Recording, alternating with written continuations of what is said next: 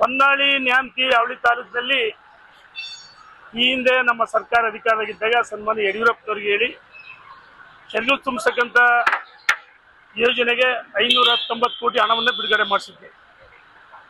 ಈಗಾಗಲೇ ಕಾಮಗಾರಿ ಮುಕ್ತಾಯ ಹಂತದಲ್ಲಿದೆ.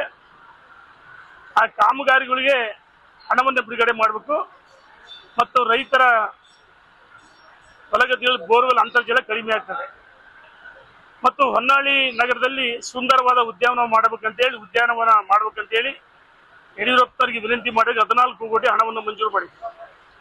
ಆ ಕೆರೆ ಅಭಿವೃದ್ಧಿಯೂ ಸಹ ಪೆಂಡಿಂಗ್ ಇದೆ ಮತ್ತು ನೀರಾವರಿ ಯೋಜನೆ 590 ಕೋಟಿ ಕೆರೆ ತುಂಬಿಸುವ ಯೋಜನೆಗೆ ಹಣವನ್ನು ಬಿಡುಗಡೆ ಮಾಡಬೇಕು. ರೈತರ ಏನು ಹೊಲಗದ್ದೆಗಳಿಗೆ ನೀರು ಹರಿಸುವುದಕ್ಕೆ ಕೊನೆ ಹಂತದಲ್ಲಿದೆ. ಮಾನ್ಯ ಉಪಮುಖ್ಯಮಂತ್ರಿಗಳನ್ನ ಕರೆ ಮಾಡಿದ್ದೆ, ಬರೋದಕ್ಕೆ ಇದ್ರು, ಭೇಟಿ ಮಾಡಿದ್ದೀನಿ.